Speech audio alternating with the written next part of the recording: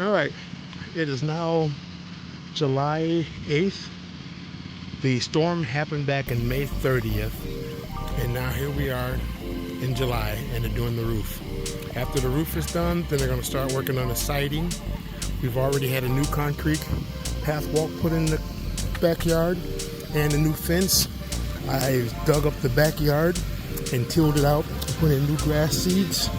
The checks are here for the hail damage to my car, but we have to send it off to the finance company for what reasons I don't know, because they have to sign off on the check.